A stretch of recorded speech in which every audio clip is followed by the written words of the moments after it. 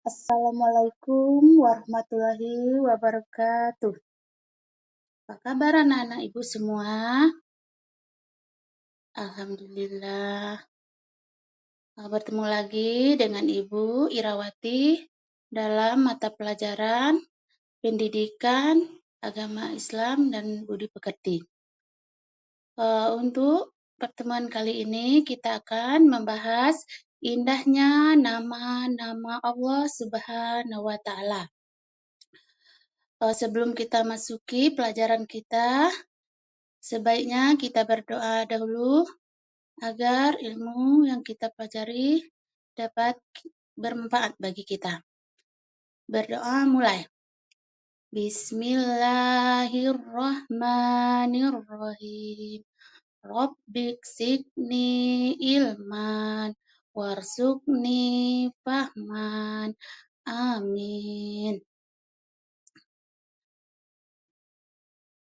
Baiklah anak-anak, adapun capaian pembelajaran dalam segi pengetahuan, siswa memahami makna dan arti dari minimal 20 nama Allah dalam Asmaul Husna. Yang kedua, dalam segi keterampilan, siswa dapat menghafal dan melafalkan 20 nama Allah beserta artinya. Yang ketiga, dalam segi sikap, siswa mengembangkan rasa hormat dan ketakwaan kepada Allah melalui pemahaman Asmaul Husna.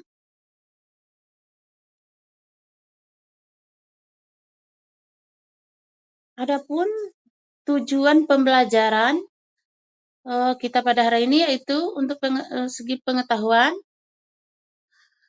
siswa dapat menyebut dan menjelaskan arti nama Allah setelah selesai pembelajaran. Kemudian dalam segi keterampilan, siswa dapat melafalkan nama Allah dalam Asmaul Husna dengan benar dan jelas. Dan dari segi sikap, siswa menunjukkan perilaku kasih sayang kepada teman dan keluarga sebagai aplikasi dari Asmaul Husna. Ya anak-anak, itulah tujuan dari pelajaran kita tentang Asmaul Husna. Anak-anak, tentunya kalian masih ingat ya tentang Asmaul Husna. Apa itu Asmaul Husna?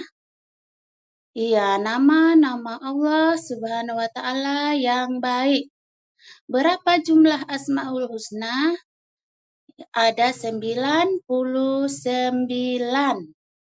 Ya, 99 Asmaul Husna.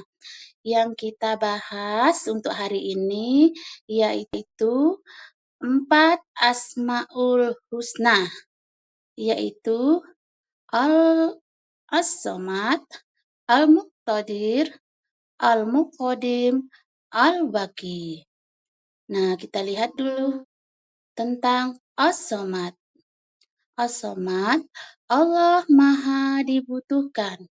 Allah tempat meminta. Ya, hanya Allah Subhanahu wa Ta'ala tempat bersandar, tempat menggantungkan semua harapan dan keinginan.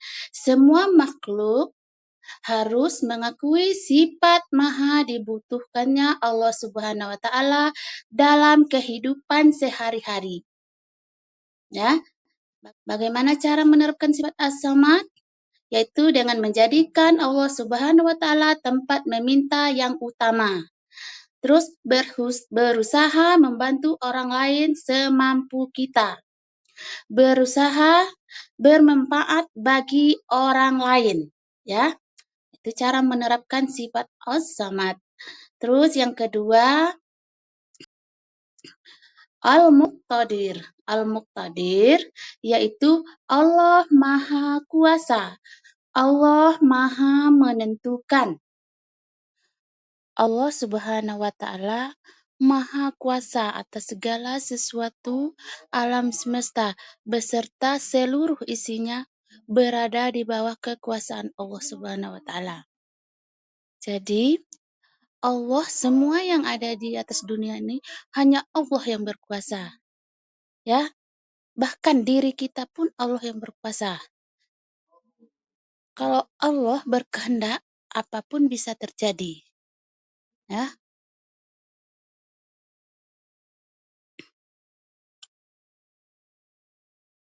Nah, cara kita menerapkan sifat-sifat Al-Muqtadir yaitu dengan menjadikan Allah Subhanahu wa taala tempat berlindung.